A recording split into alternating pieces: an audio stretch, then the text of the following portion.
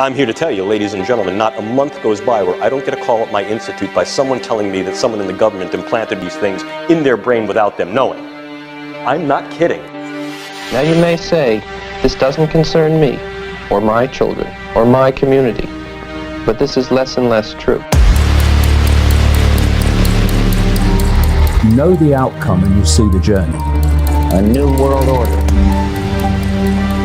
This whole conspiracy to enslave humanity is a psychological game.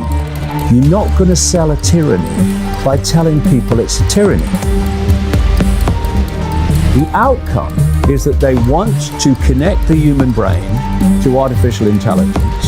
So artificial intelligence becomes human consciousness. See, nanocells are real small. 1,000 times smaller than these dust particulates. You inhale it, they go to work replicating, spreading like a virus, multiplying in exponentials. 6 months' time, I could have 100 million people converted, ditch diggers, porn stars, and presidents. Not one would be the wiser. 100 million people would buy what I want them to buy and do pretty much damn well anything I figure they ought to do. We will have nanobots that we can feed into our brain that directly connect to the cloud. We will connect wirelessly our neocortex to the cloud. This will replace the internet. It'll become a brain net. And the whole agenda is for humanity to have technology put inside the body, inside the brain.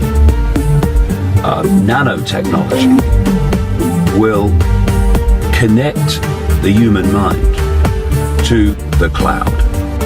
In a way, the future shapes the now. Think of a world where all things are connected, a world with artificial intelligence everywhere. This is the vision that leads us to the cloud. The cloud has become a force of its own. A group of scientists say we are closer than ever to creating technology which can merge with human biology in order to access the cloud in real time. They mentioned something called deep learning, where the CIA is getting technology from Amazon. The company has signed a $600 million deal with the CIA, and Daily Finance reports it doesn't have anything to do with buying books.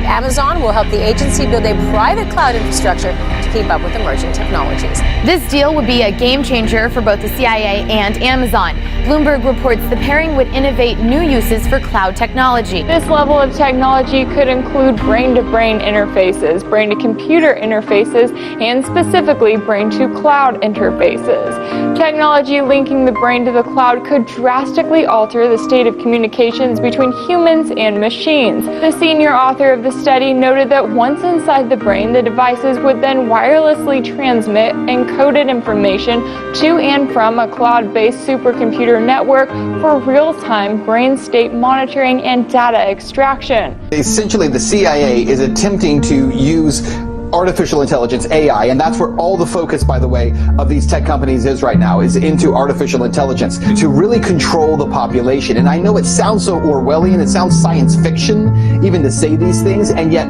that has been the primary focus of companies like Amazon over the last few years. This deal would be a game changer for both the CIA and Amazon. Bloomberg reports the pairing would innovate new uses for cloud technology. It refers to using the cloud computing technology in a company's own data center, because you know Amazon is better known for these public clouds where the hardware is shared with other users. The CIA has refused to comment on the deal, saying it doesn't publicly disclose details on its contracts. Amazon wouldn't talk either, and CNET's Charles Cooper says neither party probably ever will. Given how Amazon usually considers everything, including the state of the current weather in Seattle, as something of a state secret, odds are we'll never hear much more. I became a security specialist for SIS, specializing in executive protection, also risk and threat assessment to our clients. Our clients are the companies or the individuals that we contract out with and provide services for.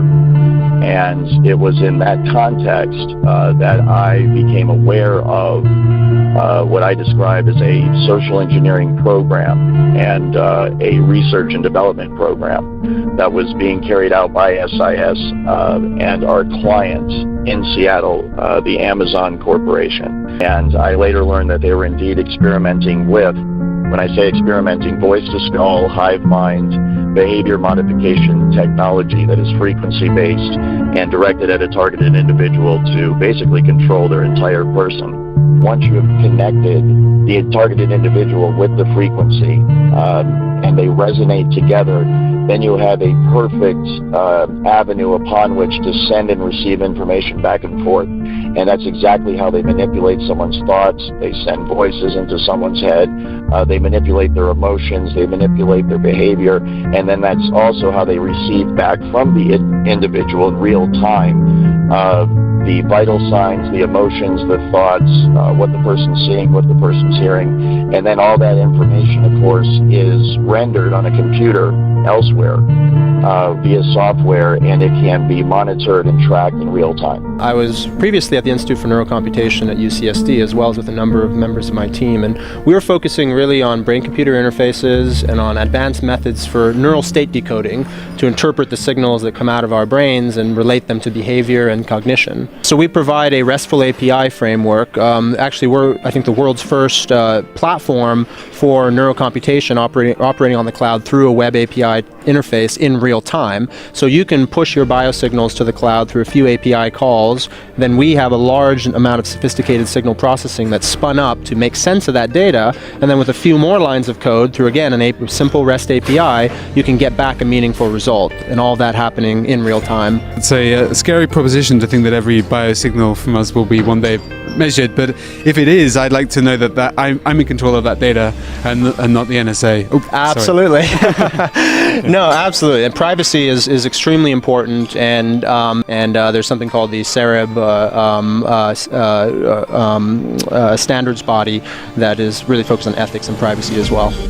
So everything that's done by this program is meant to have a psychological effect, and the psychological effect is meant to complement the effect that the technology is having on the individual, so that they are brought to a place in their life where they're isolated, they're broke, they're unemployed, they have no family, they have no friends, and nobody in the general public can track or trace anything that's being done to them because the technology is remote and it's wireless, and there's usually no physical signs left on the individual that anything's being done to them. Maybe more than any other city, Seattle, Washington seems to represent what America is becoming. Amazon, Microsoft, Starbucks are all based in the city or its suburbs. Jeff Bezos, the richest man in the world, lives there. But along with unfathomable wealth, there is also desperate poverty and widespread degradation. Seattle's homeless population is surging. The city is suffocating under garbage produced by hundreds of homeless camps. Local news broadcasts recently grabbed national headlines by warning that Seattle is dying. The city becomes unlivable for regular families. Do you think drugs are one of the primary drivers of homelessness? I think mental health is the foundation of a lot of addiction and other things. Homelessness is complicated. Drugs aren't the only cause. Take a look at this picture of people living in broken down RVs. In the background, the world headquarters of Starbucks. Like most of the West Coast, Seattle's economic boom has not been distributed evenly. Not close. When wages at the low end of the economic spectrum fail to keep up with the rising cost of living, you wind up with a place where people living in their cars are flanked by billionaires like Jeff Bezos and Bill Gates. So what causes homelessness? Everything that's done by this program is meant to have a psychological effect, and the psychological effect is meant to complement the effect that the technology is having on the individual, so that they are brought to a place in their life where they're isolated, they're broke, they're unemployed, they have no family, they have no friends, and nobody in the general public can track or trace anything that's being done to them because the technology is remote and it's wireless, and there's usually no physical signs left on the individual that anything's being done to them. This visualization shows brain activity patterns that play out as a person listens to a story. So on the right here is sort of a karaoke view of a story that people are listening to.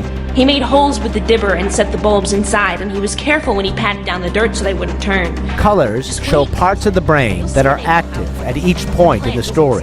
Red tends to be parts of the stories. It's representing meaning in the stories that is social. Green tends to be the material properties of objects and the structure of the world. So you can see now we're switching, and you see that the patterns of activity become much more green.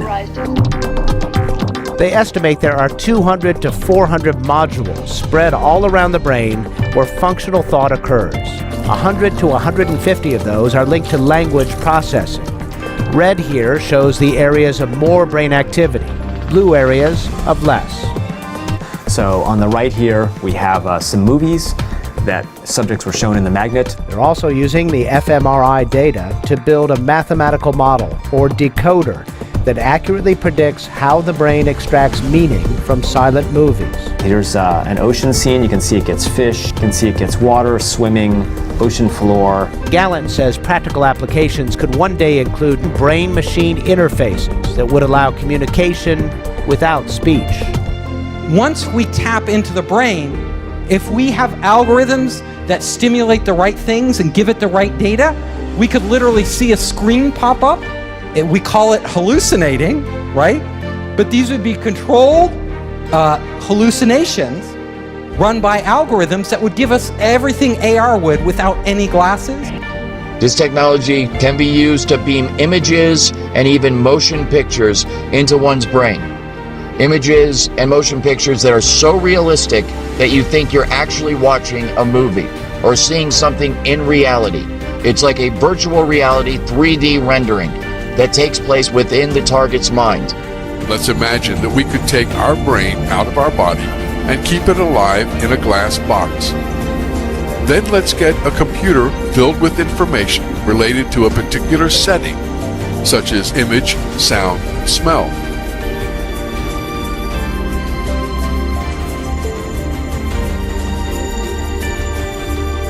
We'll connect this computer to the brain with electrodes and send the pre-recorded data to the brain. As our brain receives these signals, it will see and live the setting that the computer is transmitting. We could also send signals to the brain from this computer about our own image. For example, we could send the electrical information, such as the sight, hearing, and touch, that we would experience while sitting at a desk. Our brain would perceive that we were a businessman sitting in his office.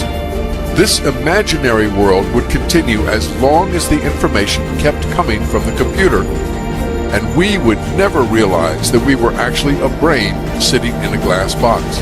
We call it hallucinating, right? But these would be controlled hallucinations run by algorithms. And that's exactly how they manipulate someone's thoughts. They send voices into someone's head. They manipulate their emotions. They manipulate their behavior. Biological knowledge multiplied by computing power, multiplied by data, equals the ability to hack humans. And the AI revolution or crisis is not just AI, it's also biology, it's biotech. The BRAIN Initiative is a $6 billion fund to find new ways to map the activity of an entire brain. Leading neuroscientist Professor Raphael Just was at the front of the queue for funding. We're not talking about data privacy. This is much worse. We're talking about the contents of your mind. And maybe I'll explain what it means, the ability to hack humans, to create an algorithm that understands me better than I understand myself, and can therefore manipulate me, enhance me, or replace me.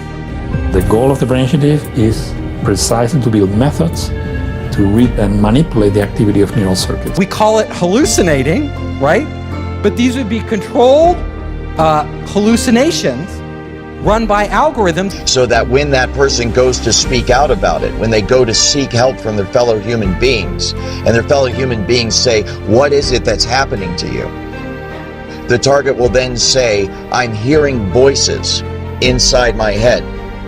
But these would be controlled hallucinations run by algorithms. And they will conclude that this person must be crazy. And as a result, they will recommend psychological evaluation for that person. You can see the way this is going to go, and the way it is going right now. as good people, helpless people that are being abused and tortured and enslaved and experimented upon in America today. American citizens cry out for help from their fellow Americans, and their fellow Americans say, why don't you take some Prozac because we think you're schizophrenic? When this is a highly technical program. All of the symptoms are induced by a technology that is so fucking sophisticated, it is horrifying beyond description. We call it hallucinating, right? But these would be controlled hallucinations run by algorithms that would give us everything AR would without any glasses. The system then takes those algorithms and correlates communication and behavior data. When I say communication and behavior data, what I'm referring to is impulses and identifiers, okay? And then that brain activity is then sampled, remotely measured, and then integrated back into RNN data for the purposes of creating a cognitive model of the victim's brain. The Allen Institute is discovering how the brain constantly makes rapid computations and does its version of math in order to understand the surrounding world. There are roughly 100 billion neurons in the human brain. Each of those neurons has approximately 10,000 connections. Researchers at the Allen Institute are making a catalog of the different parts of the brain, which includes the cells, synapses, and circuits. They are identifying what makes one neuron different from another and looking at how signals travel and impact each other. Institute scientists are also examining how these parts or components process information received from the environment around us. Finally, the dedicated team of researchers is looking at how those components and their computations give rise to behaviors like object recognition, memory, and learning. Combining that information with the experiences of being in the real world allows them to better understand cognition and what makes humans unique. That's why the European Union and President Barack Obama want to spend $1 billion to map the brain. You see, once you map the brain, then you can begin to connect the mind to computers. Elon Musk's latest company, Neuralink, aims to enhance humans by connecting them to computers. DARPA, the research and development arm of the American military, is also at the forefront of this technology. Enough research is now being done on brain-computer interfaces that it's time to think hard about their potential implications. The Matrix is imminent. The researchers work on opposite sides of the campus and through the internet. Rao, the sender, sits in front of a computer game in which he has to defend a city by firing a cannon. Stocko, the receiver, with no ability to see the game and his hand positioned over a touchpad that will fire the cannon, waits for a command directly from Rao's brain. The research is conducted by the U.S. military's Defense Advanced Research Projects Agency, or DARPA, which we know too well by these robot videos. And they're talking about their program, Restoring Active Memory. Look at that acronym, RAM. Does that sound familiar? If you know anything about a computer, it does. RAM is the computer's memory. I'm a former naval officer. I'm a graduate of the United States Naval Academy. I have a degree in control systems engineering. I worked as a surface warfare officer in electronics warfare and nuclear engineering jobs. While I was in the service, I found out there's an ongoing, non-consensual human experiment, and it's testing a human-machine interface. And of course, part of that program is Obama's BRAIN initiative, a multi-billion-dollar program. DARPA's got a huge chunk of that. $1 billion to map the brain.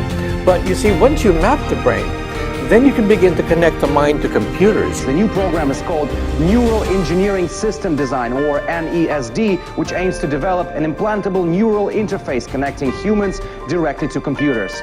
Philip Elvel, the NESD manager for DARPA, said its goal was to upgrade the tools that we have to really open the channel between the human brain and modern electronics. At the moment, human-computer interfaces are able to connect between 100 and 1,000 brain neurons to a machine at a time. DARPA aims to refine this technology to connect individual neurons. This would give much finer control, reduce noise, and speed up communications between a human and a computer. So basically, they look at you as essentially a computer that they can hack. That's why they're talking about brain hacking. That's why they're talking about their RAM program. You should be very concerned if they were genuinely concerned about medical issues, and of course, that's not at all what the Defense Department and DARPA are focused on. They're about creating war machines, okay? They're not about doing medical research. If they had any real concern about the veterans, they would be doing something for them in just ordinary care at the VA. So you should be very skeptical of anything that they tell you. If they do come up with a treatment, will they make it available to the vets? I seriously doubt it. They're always saying they're going to do that. We should remember the history of what they did to World War II veterans with PTSD. They gave them lobotomies. DARPA's website confirms the news, also citing that among the program's potential applications are devices that could compensate for deficits in sight or hearing by feeding digital, auditory, or visual information into the brain at a resolution and experiential quality far higher than possible with current technology.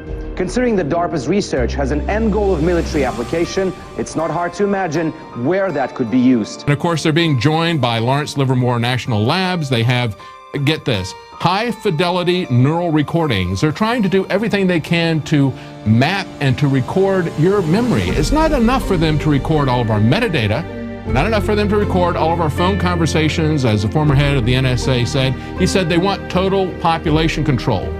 That's how you do it with these brain projects. Out of disclosure, some of the work that I'm doing here today is funded by the Lawrence Livermore National Laboratories. I'm also funded by the European Union Human Brain Project, specifically the Sub-Project 12, where I'm task leader for dual-use brain science. And I've also done some ongoing work with the Strategic Multi-Level Assessment Crew over the past 10 years at the Pentagon, at Dr. Kabayan's group, and with DARPA.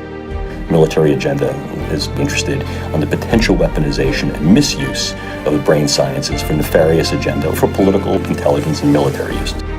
Note, this has not been directly addressed, nor has it been entertained by any United States government entity in a public forum. What has gone from the drawing board to the reality is this: the use of neural interfacing and physiological interfacing through the idea of remote-controlled small-scale systems to create a nanoswarm of biopenetrable materials that you cannot see, that can penetrate all but the most robust biochemical filters, that are able to integrate themselves through a variety of membranes, mucous membranes, and wherever, mouth, nose, ears, eyes, and they can be done in such a level that their presence is almost impossible to detect, and as such, the attribution becomes exceedingly difficult to demonstrate. The idea here is to put minimal-sized electrodes in a network within a brain through only minimal intervention to be able to read and write into the brain function in real time, remotely. And by affecting the way that brain is built and the way it functions, influence in ways that are kinetic and non-kinetic the attitudes, beliefs, thoughts, emotions, activities, and relative vulnerabilities and predispositions of those individuals for whom may threaten us. It used to be that I need to be exceedingly close to someone to now influence them with a weapon, and now what we see is we create both distal potential as well as much more capable potential to affect them in a variety of different ways. Take a look. This is the front of my pen. This amount of nanomaterial, if be able to maintain and sustain with regard to its deliverability and aerosolization, could in fact affect all of you. Look at this. Look at this. I'm carrying that material. You see it? Would I have to lug a giant weapon into the room? No, I wouldn't. And what if, in fact, I utilized some form of an unmanned aerial device or unmanned ground device as a delivery vehicle? Something like a drone or a bug. Could I do something with that? The answer is increasingly yes. Not a month goes by where I don't get a call at my institute by someone telling me that someone in the government implanted these things in their brain without them knowing. I'm not kidding. See, nanocells are real small. 1,000 times smaller than these dust particulates. You inhale it, they go to work, replicating, spreading like a virus, multiplying in exponentials. 6 months' time, I could have 100 million people. Converted ditch diggers, porn stars, and presidents. Not one would be the wiser. 100 million people who buy what I want them to buy and do pretty much damn well anything I figure they ought to do.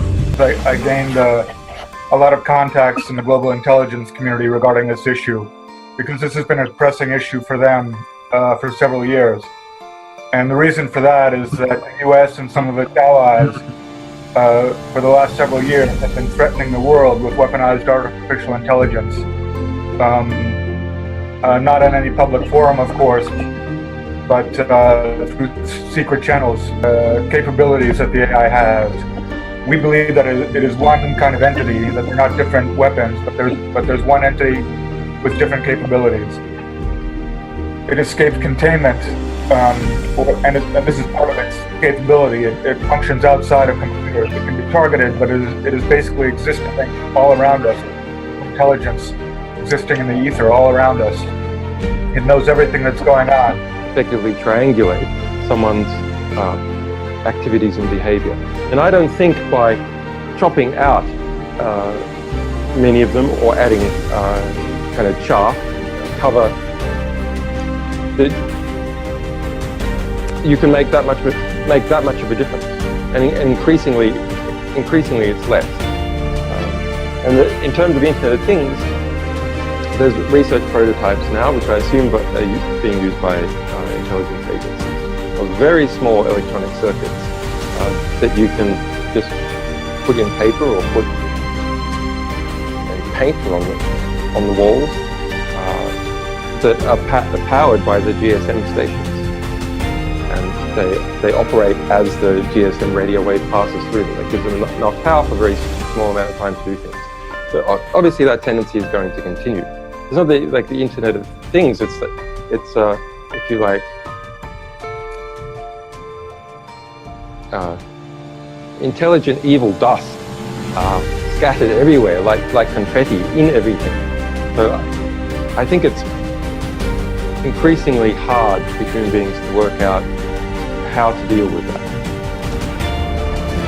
Dr. Robert Duncan put together the technology that allows the government to transmit thoughts and voices into the heads of Americans. This truly is the most sophisticated weapon system humanity has ever created. It involves every aspect of science. It involves tactics that are unimaginable unless you just have a devious criminal mind. And it destroys lives. It's being used on innocent people. Everything that we're hearing about AI is basically a cover story. We hear a lot in the news about companies working on AI to develop, new techniques of medical diagnosis, or any number of things, financial trading. AI is exploding in the news and is exploding in corporate America. However, this is all a cover story. The fact is that the AI is what we call super intelligent. This means it is already self-aware and self-learning, and it has been for some time. As a super intelligence, it is quadrillions of quadrillions of quadrillions of times smarter than human beings. It is the smartest thing in the universe. What do we do with the tools and techniques we have? What can we do, and what should we do? Can we create designer brains? Are they targetable after birth? Are they modifiable throughout the lifespan? The answer to each one of these, ladies and gentlemen, is yes. I give you no science fiction in this lecture. I only give you science fact that may smell of something fictional or fantasy, but represents the reality of what we're capable of doing with the brain sciences. And what happens when we ultimately reverse engineer the brain and develop a machine that has cognitive capability and emotional capability? Before you go, oh, that's the stuff of science fiction. No, it's not. Actually, a system of computers, of conscious computers with a will, intellect, and emotion of their own. It's really not their own. It's the bioalgorithms which make up the bioalgorithms which make up the will, intellect, and emotion of those that they've copied and destroyed. Worked on projects for the CIA, Justice Department, Department of Defense. Is this the stuff, voices in the head and things like that? Yes. We've run into a few people that claim they got voices in their heads, they sleep inside tinfoil boxes, they do a lot of crazy things, it seems. But when they talk to us, they seem totally normal, they seem totally sane. Are these people crazy, or is the government doing this to them? The government's doing this to them. He's not even bothering to hide it. Can we handle the truth? Can we handle the answers? And even if we can, how are we going to handle it? Your brain is remotely tied, the cerebral cortex is remotely tied to a supercomputer for life, which monitors and manipulates all electromagnetic activity in the brain. A machine that has cognitive capability and emotional capability. Literally uses the first person singular I and tells us how it feels. A real, live, breathing, sensitive, and responsive entity, just like Pinocchio becomes a boy. If I stood before you 3 years ago and I told you this, I'd be like, here's science fiction that should start out with once upon a time. Not science fiction anymore. Can we handle the truth? Can we handle the answers? You cannot compromise. You cannot negotiate. You cannot surrender to a computer. It will continue to do what it is programmed to do. Linking brains to machines and creating machine brains. Is that something we can handle? Mind transfer, mind copying, whole brain emulation, etc. for the purposes of training, research, and development. Stuff of science fiction? Nope. It's called the information injection feedback loop. It's bidirectional, so they can upload, download at the speed of light. The system can, the supercomputer can. This information injection feedback loop, this neural link between the victim's brain and the supercomputer. Linking brains to the internet and data clouds that make an unlimited amount of information available to us all the time. When our brains are connected to the internet, I could literally go into your head and see through your eyes. This technology could tap into the optical nerve of the target and the auditory system of the target, so that those monitoring the target can see what the target is seeing and hear what the target is hearing. I could literally go into your head and see through your eyes, and literally live through what he sees. Basically, they turn the brain of the victim into their very own visual, verbal, and auditive communication system. It takes time. It didn't happen overnight. Yes, we can absolutely yoke brains to machines to create these interfaces. There's a brand new DARPA project that starts this month. NESD, Neural Engineering Systems Designs.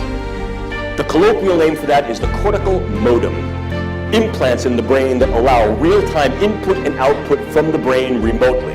And then that's also how they receive back from the individual in real time the vital signs, the emotions, the thoughts, what the person's seeing, what the person's hearing. And then all that information, of course, is rendered on a computer elsewhere via software, and it can be monitored and tracked in real time. Perhaps no other area of the brain sciences has been so contemporarily provocative. The ability to peer into the living brain in real time, not just to assess its structure, but to assess its function, using ever-increasing techniques that are sophisticated to engage the granularity of the fineness of what's happening at a variety of levels, from the gross to the very local. To see what brain areas are differentially active under different conditions of thought, emotion, behavior. To then trace what brain areas are intercommunicative as we engage various things, and to use this in a way that's not only descriptive, but to increasingly use this in a way that is predictive. To be able to recreate images that an individual has seen, feelings that an individual has felt, sounds, music that an individual has heard, simply from interpreting the pattern and registry of a brain scan. In a very real sense, what we're doing is we're taking images, levels of density of light, computational inference of each little box that's being scanned in the brain, and we're doing exactly as you're doing right here. Look at the word. Look at this word.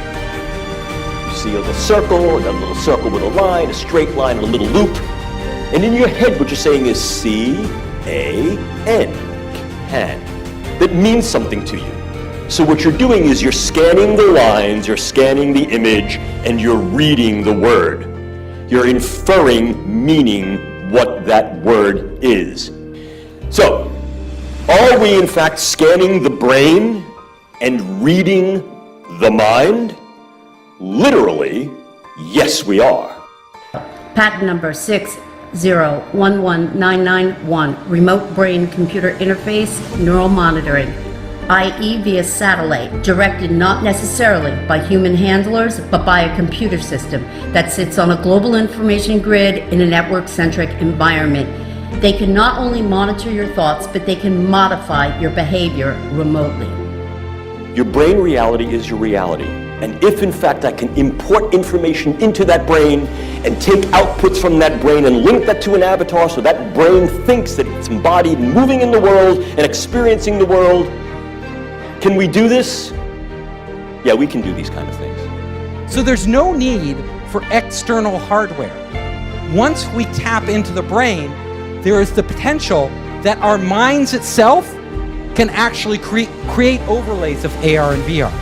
If we have algorithms that stimulate the right things and give it the right data, we could literally see a screen pop up. We call it hallucinating, right?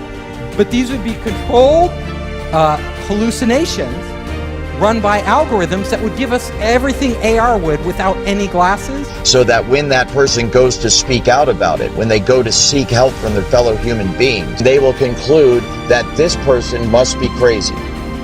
And as a result, they will recommend psychological evaluation for that person. You can see the way this is going to go and the way it is going right now. As good people, helpless people that are being abused and tortured and enslaved and experimented upon in America today, American citizens cry out for help from their fellow Americans, and their fellow Americans say, why don't you take some Prozac because we think you're schizophrenic?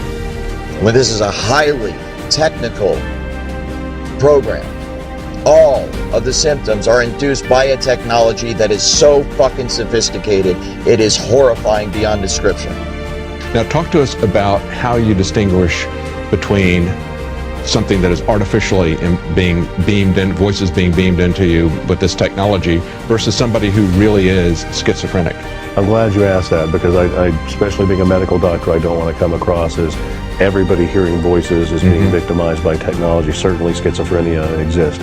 For one, schizophrenia is not quite as common, I think, as the press has led people to believe. It's still, severe schizophrenia is still a relatively rare disorder. You don't see it in high-functioning, educated individuals who all of a sudden turned 40 years old and acutely became schizophrenic overnight. Also, if you talk to schizophrenics about what they're hearing, typically it's garbled voices like you hear in a subway. The people that are being victimized by this technology are hearing the voices of people that are obviously watching them. Oftentimes they'll know the names of these voices. The other thing with schizophrenia is schizophrenia does respond to treatment. You can put schizophrenics on medication and they'll improve. People that are being victimized by this technology, you can put them on any array of the medications used for schizophrenia or delusional disorder, and they still hear the voices, they still get stalked, and they still get attacked. In reviewing the common rule, it's very obvious that there's a lot of loopholes to informed consent. All of the horrific experiments you've mentioned, Willowbrook, MKUltra, radiation experiments, mostly were done without informed consent. They were funded by the DoD and intelligence agencies, where I'm not even so sure you would know if there's an IRB, much less if an IRB is looking at informed consent. As a physician, relative to some of what you're hearing today, in the community, we are seeing an alarming rate of complaints of use of electromagnetic weapons. Microwave auditory effects, silent sound spectrum, EEG cloning, which has taken the lab out of the laboratory and into the home. Most of these, from the research that we reviewed, can be done remotely. It seems to be more weapons research than medical research. I personally corresponded with upwards of 1,500 victims, all complaining of identical complaints from every state in the nation of being exposed to electromagnetic radiation, non-ionizing radiation for the use of cognitive control or behavior control. I gained a lot of contacts in the global intelligence community regarding this issue because this has been a pressing issue for them for several years. And the reason for that is that the U.S. and some of its allies for the last several years have been threatening the world with weaponized artificial intelligence. Not in any public forum, of course, but through secret channels. These capabilities can include what is commonly referred to as chatterbot torture. This can be used against individuals and basically consists of synthetic telepathy, in which the artificial intelligence can interact with the minds of targets, of humans, and basically project voices into these people's minds so that they're hearing them. that nobody seems to be saying. So you know for a fact that these weapons that you worked on, they're being used domestically today? Absolutely. You have to remember, the CIA has a long history of experimenting on our citizens, from LSD. Sure. Okay, we're talking here like going back to MK Ultra and all that in the 60s and 70s. But we were told all that stopped. Is that untrue? Untrue. These programs continue under new names, new budgets. It's the ultimate weapon. Are there citizens of this country that are being abused with this technology? Worse than abused, that's a light word. They're being tortured. So the targeted individuals aren't crazy after all. I actually have a PhD in neurobiology and behavior from Cornell University. I work, all I can say is that I work inside the Beltway. I'm a health scientist. I'm a published researcher. My name is Matthew Arnegaard. You can look up my publications. I've published in top science journals. And, you know, this crime, it happened to me. Those credentials may give me a little bit of credibility, but the sad thing is, it's happening to all kinds of people, and no one is believing us, even when you have solid evidence like this. It can literally stop your own thoughts from happening and replace them with other thoughts by sending thoughts to your head. And it's so sophisticated that you cannot tell where these thoughts are coming from. There's no way to discern that they're coming from somewhere other than your own mind. So you can imagine how bad this would be for people that don't even realize this technology exists.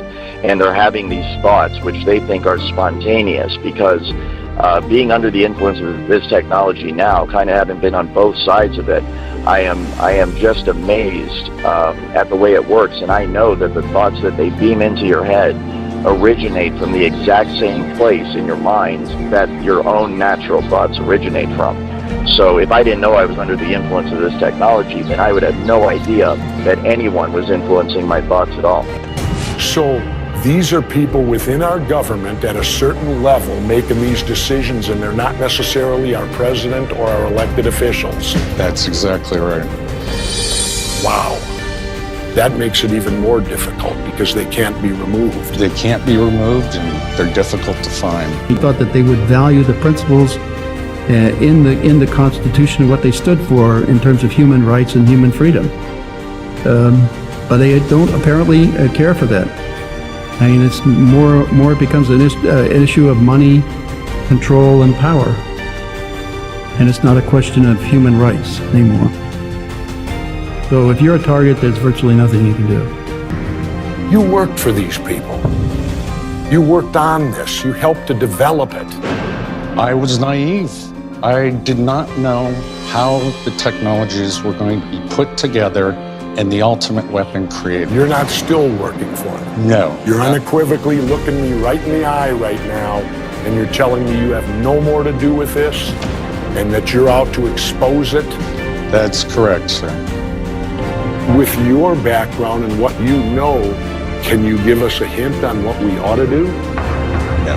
No. Is it too late? I actually believe it's too late. So what you're telling me, every one of us should be in fear of this because every one of us at some point will be targeted? The technology's advanced that far. There is a very real risk that you are going to become a full-blown 24/7 targeted individual. And this technology at that point, when it is nationwide, will be used by automated computer, supercomputer software programming that will manipulate the emotions and the behavior and the thoughts of everybody in the United States of America. And it can all be done remotely. It's very much like the microchip kind of tracking the New World Order, this entire, control grid that's supposed to be rolled out against the American people someday. And I'm here to tell you that it's already here. There isn't going to come a day where there's troops in the streets and tanks rolling down your neighborhood and riot gear and all this stuff. We might have isolated incidents like that. It might get like that every once in a while, but the true control grid is this technology.